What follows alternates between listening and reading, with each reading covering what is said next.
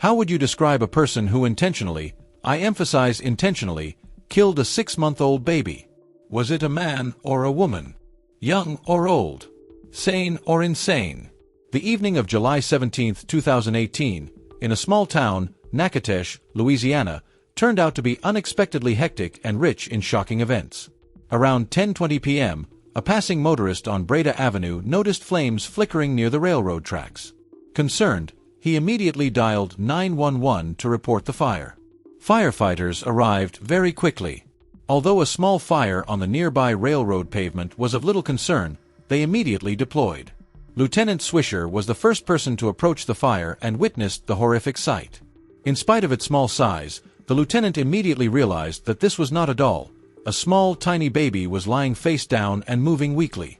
All around, the flames were raging, and the stench of gasoline was strong. My dear friends, it is truly touching to see our community of caring people grow every day. Please leave your city in the comments. I'd love to know where you're watching from. Let's go back to the investigation. Hannah Barker was a typical girl from a small American town. She graduated from high school and was a strong softball player. She failed to build a sports career, but she had a dream of becoming a sports medicine coach. Unfortunately, an addiction to illegal substances increasingly dragged her down, and gradually, her desire to build her life and career took a back seat. One day, at the beginning of 2017, due to her use of illegal substances, she ended up in court. Her misdemeanor was not serious, so she was placed into a specialized court program designed to help individuals charged with such offenses by offering an alternative to traditional criminal justice processing. Instead of incarceration, participants were given the opportunity to enter a rehabilitation program with a focus on treatment, education, and support to help them overcome substance abuse. Among the participants of the program was Billy Ellerbe Jr. Any relations beyond friendly communication between participants of the program were forbidden. However, Hannah and Billy started dating. The judge pointed out to Hannah that she had broken the rules, and the girl claimed that she and Billy had only shared friendly hugs and kisses. This sounded strange, considering that the regular medical examination required of the participants confirmed Hannah's pregnancy. The judge then expressed his displeasure with Hannah's behavior, which he viewed as an attempt to mock the court. She was kicked out of the program and sent to a 90-day treatment program for illegal substances. Billy and Hannah soon broke up. Hannah decided to keep the baby and raise him on her own, while Billy was willing to share custody. Billy turned out to be a father of many children. At his young age, he already had 3 daughters. Pregnancy had been good for Hannah. She fulfilled all the conditions of the program, took frequent walks, and ate well. She even started studying again, hoping to apply for admission to Northwestern State University's sports medicine program for the next school year. It seemed Hannah had made a lot of progress in her life. On December 20, 2017, Levi Ellerbe was born and was immediately welcomed with love by both families. Levi had grandparents, great-grandparents, and numerous aunts and uncles who were happy to spend time with him. His father was overjoyed to have a son and was already making plans for their future together. His older sisters also loved playing with the cheerful baby. It is known that babies who receive a lot of interaction develop faster. Levi was just such a baby. Louisiana's mild climate, as well as living in Mayberry Mobile Park, where all the neighbors lived literally at arm's length, contributed to Levi spending most of his day outdoors. His mother and grandmothers enjoyed taking him out in the stroller, showing him plants, birds, and bugs. He sat up early and pulled everything he could reach into his mouth, including the ears of Rex, their dog. He laughed a lot, liked to listen to music, and watch TV. In the evening, Levi watched his favorite PJ Masks show. Although he didn't understand the plot, the bright colors and cheerful music mesmerized him, as did the video games his Uncle Jay played. Levi spent the summer of 2018 mostly outside, crawling on a spread plaid under a sprawling tree. But once he learned to stand in a walker, it became his favorite thing to do, and he was unstoppable in his desire to explore the world around him. Though Levi was only 6 months old, his life was already filled with love, laughter, and adventure. He was a happy baby, his smile a constant reminder of the joy he brought to everyone around him. Hannah went back to work at IHOP. Natasha Jones, a neighbor, also worked at IHOP. Sometimes their weekends would overlap, and they would go on picnics with the children. But lately, their shifts had been different, and Hannah was increasingly working with another co-worker, Felicia Smith. On the night of July 17, 2018, at approximately 9:10 p.m., Natchitoches Police Department received a 911 call from Hannah Barker. An agitated woman reported an attack and the disappearance of her 6-month-old baby from her trailer home in Mayberry Mobile Park. When police arrived on the scene, Hannah said 2 men approached her trailer, started banging on the door, and soon broke in. She claimed they sprayed her in the face with a chemical spray, but she managed to flee the home. When she returned, the men were gone and had taken her son, Levi Ellerbe. Natchitoches police began searching for Levi and also called police from 3 other cities. Hannah was unable to give the police any additional information about the suspects or their descriptions. That evening, Levi's grandmother, Kathy Levi, was at home when Hannah called her and then hung up. Kathy tried to call Hannah back several times, but she didn't pick up. Finally, Hannah called Kathy again and informed her that Levi was missing. She said he had been kidnapped but didn't say anything else. In a panic, Kathy got in her car and immediately drove to Hannah's house. When Kathy arrived, Hannah was sitting in the back seat of an ambulance. When Kathy tried to talk to her, Hannah kept yelling that they were going to kill Levi and that he was going to die. Around 10:20 that night, a passerby noticed a fire near the railroad tracks on Breda Avenue and called 911. It was a few blocks from Hannah's home, about 3 miles away. When firefighters arrived on the scene, they found not only a fire in a ditch along the railroad tracks but also a baby, who turned out to be little Levi. He was lying face down on the ground, reeking of gasoline, and was badly burned. Miraculously, Levi was alive, though he had 2nd and 3rd degree burns all over his little body. First responders rushed Levi to a local medical center, and from there, he was immediately airlifted to University Health in Shreveport. Life in Natchitoches came to a standstill. The terrible tragedy was spoken of in whispers, for fear of scaring away hope. But there was no miracle.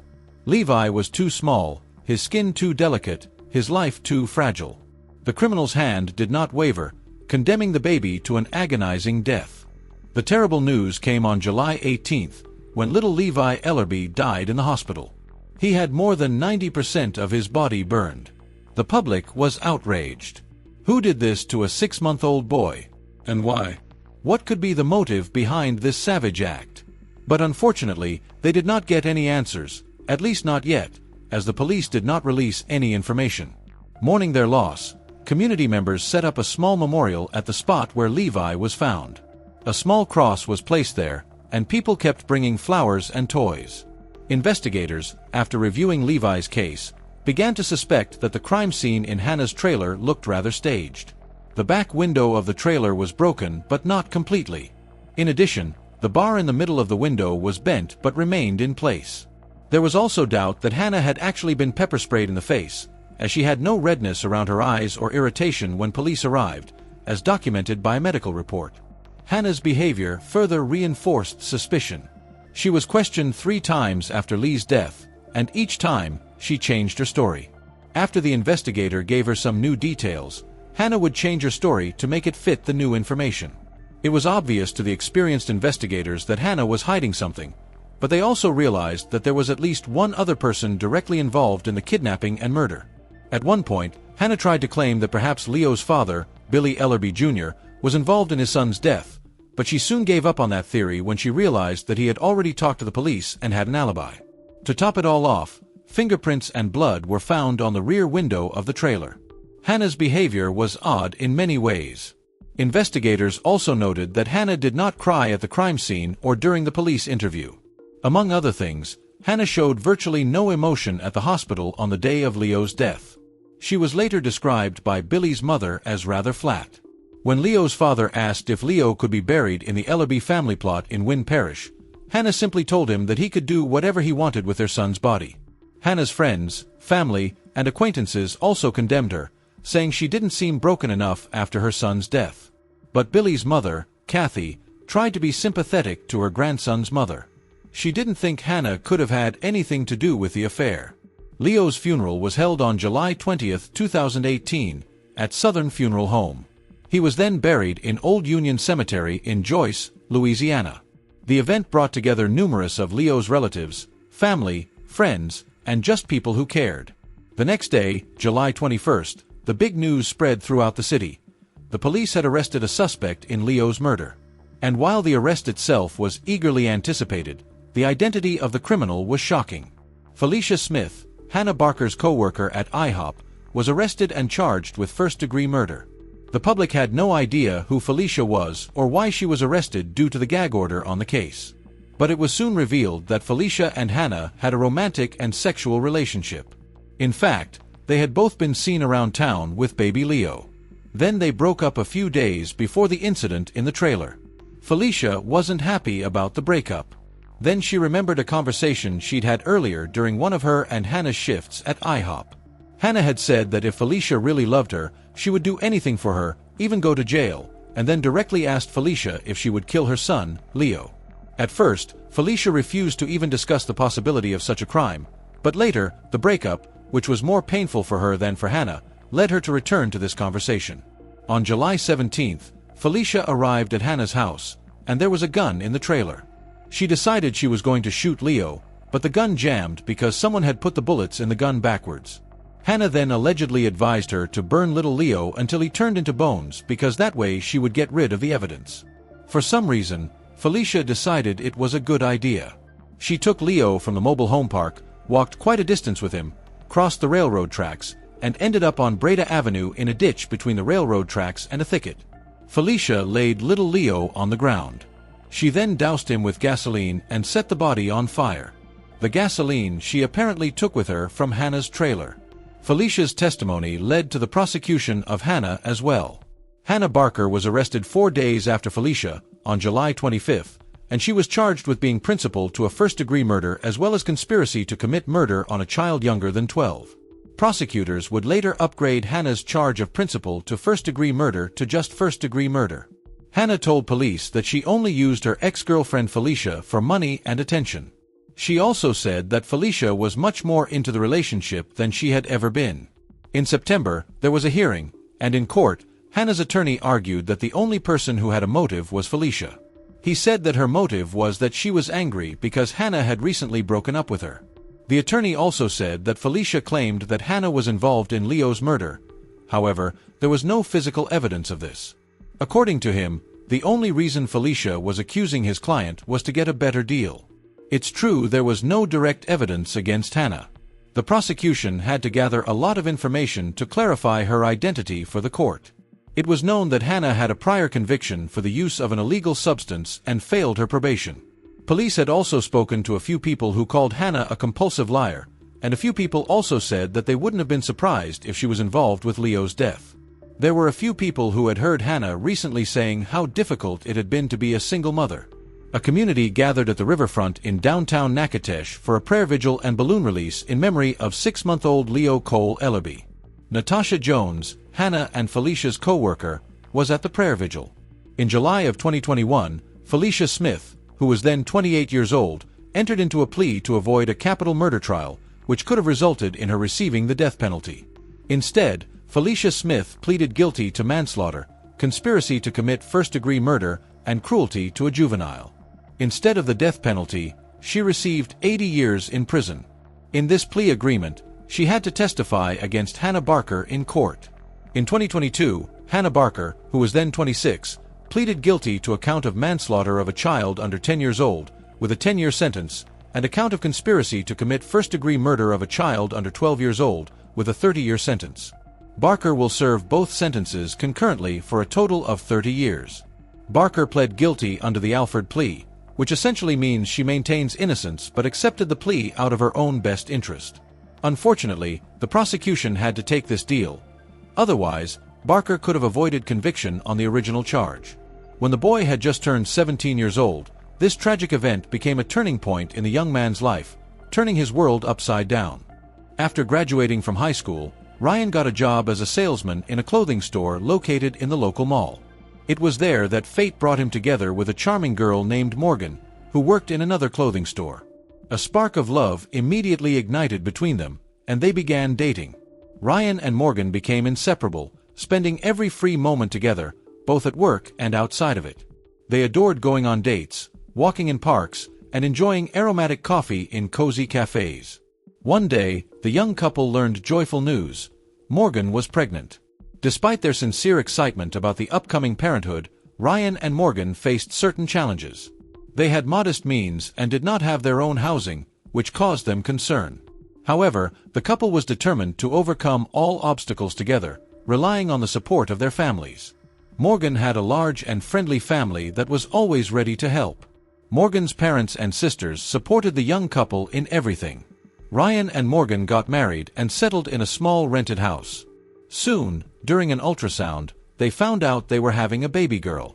This news filled the hearts of the future parents with incredible happiness, especially Morgan, who had always dreamed of a daughter since she herself grew up surrounded by sisters. In May 2014, their little princess was born, whom they named Natchitoches. The baby was showered with love and care not only by her parents but also by the entire extended family. However, fate had prepared difficult trials for little Natchitoches.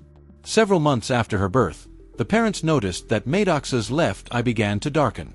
Concerned, Ryan and Morgan immediately consulted a doctor. After a thorough examination, they were informed of a terrible diagnosis. The baby was found to have retinoblastoma, a malignant tumor of the retina. They received this stunning news on the eve of Natchitoches' first birthday. The entire family was shocked and devastated, but they did not lose hope and made every effort to support little Natchitoches in her fight against the disease. The parents constantly took Natchitoches to the hospital for procedures and provided her with everything necessary. The tiny baby girl bravely endured 4 courses of exhausting chemotherapy, each lasting 6 hours. It was an incredibly difficult period for both Natchitoches herself and her parents. Ryan and Morgan barely had time to work due to the constant trips to the hospital, and all their savings went towards their daughter's treatment. Fortunately, Morgan's family supported them financially, and they managed to raise $9,000 through the GoFundMe charity. Thanks to this assistance, the young family was able to stay afloat. After completing the treatment, Natchitoches' condition improved, and she began to recover.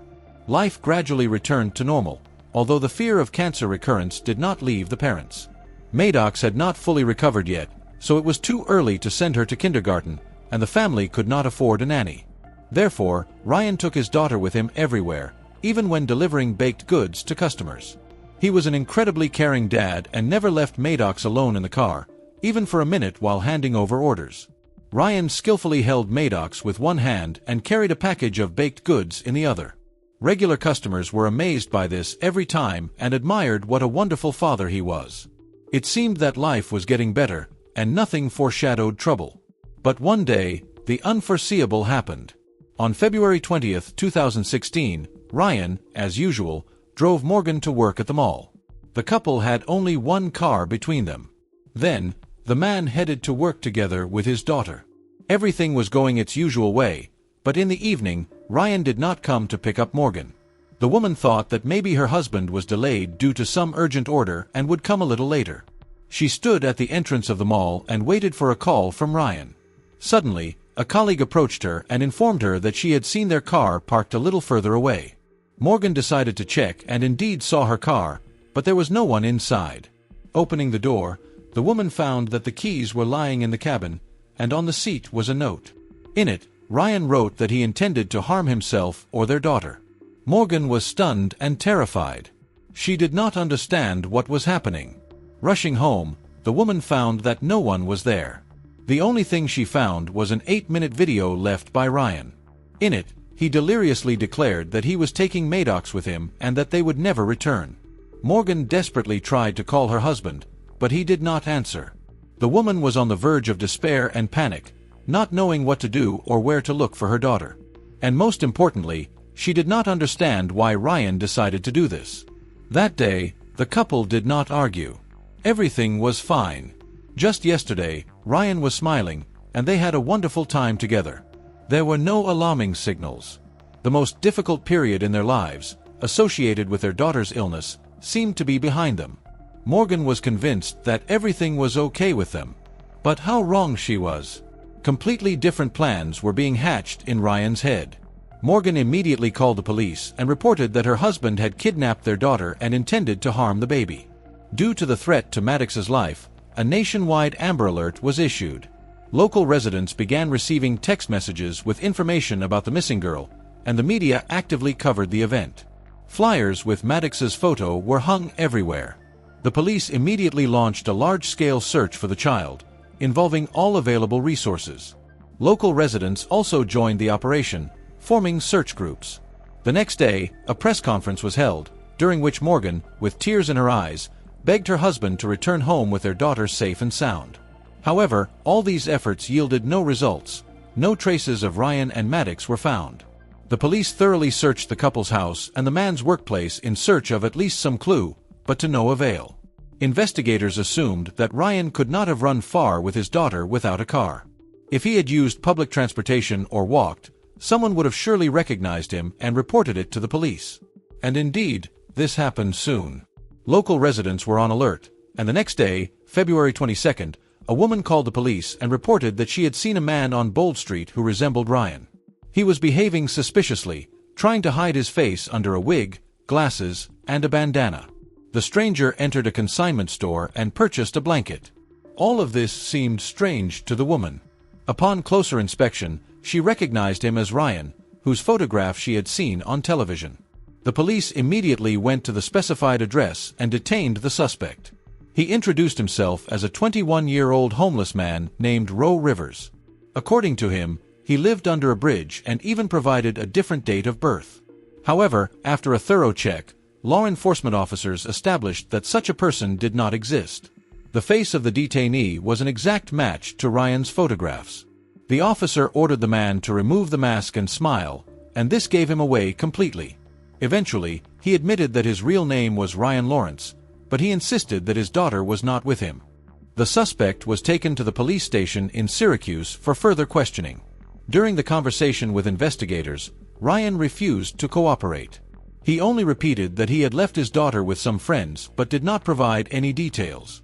Then, the man made up a ridiculous story about Maddox being kidnapped by an elderly couple who had fled with her to Bolivia, claiming he had no idea where to look for them.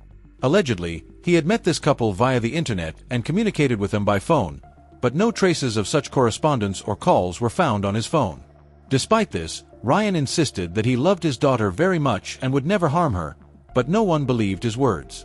The detectives continued to put pressure on the suspect, and only after 18 hours of intensive interrogation did Ryan finally confess that Maddox would never return home. She was dead.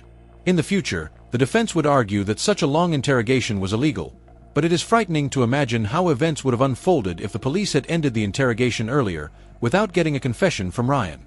The man described the terrible things he had done to his daughter on that fateful day. After taking his wife to work, Ryan drove Maddox to a deserted area near a waterfall in Labrador Hollow Sanctuary. There, the father brutally beat Maddox on the head with a baseball bat until she stopped showing signs of life. Then, Ryan burned his daughter's body to destroy evidence of the crime.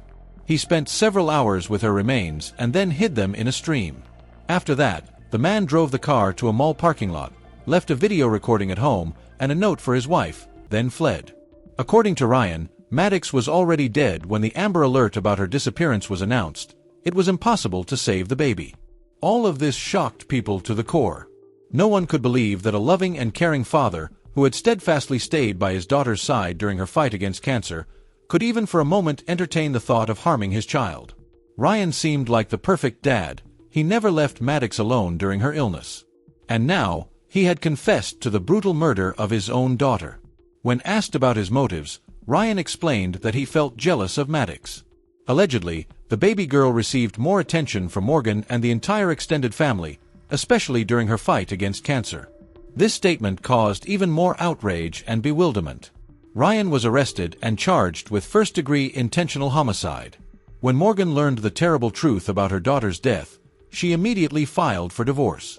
The woman could no longer live in a house filled with memories of Maddox, so she moved in with her parents, who surrounded her with care and support. Local residents erected a memorial in honor of the murdered baby Maddox, not far from the place where her body was found. People brought flowers and toys, expressing their condolences and grief. Everyone was shocked by this tragedy and could not believe that Ryan, whom they considered an exemplary family man, turned out to be a real monster in sheep's clothing. Only Ryan's father stood up for him and hired an experienced lawyer. The defense insisted on conducting a psychiatric examination, arguing that Ryan had mental disorders and could not be held responsible for his actions. However, the prosecution rejected this claim. Prosecutors pointed to numerous pieces of evidence that Ryan acted consciously and rationally. He tried to hide traces of the crime by burning his daughter's body, disguise himself during his escape, and even purchased special equipment. All of this indicated that he knew exactly what he was doing. Later, Ryan confessed that he had planned not only the murder of Maddox but also his own death. He intended to commit suicide by starving himself or contracting some deadly infection. However, his actions contradicted these words.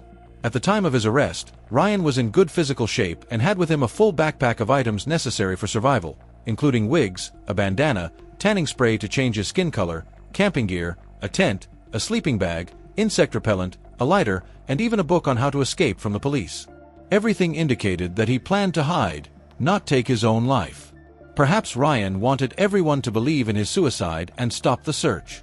Later, he stated that he had taken the equipment to get to the Awa River and settle scores with life there, and his body was supposed to be carried by the current to the Caribbean Sea, where he had once scattered his mother's ashes. But no one believed these words. A forensic psychiatric examination confirmed that Ryan Lawrence was sane and could stand trial. Investigators also proved that the man not only planned his daughter's murder but also conducted a trial run the day before the tragedy. At that time, he also took Maddox to the forest, chose an appropriate place, prepared everything necessary for a bonfire, but did not touch the baby. This once again confirmed that his actions were deliberate and well thought out.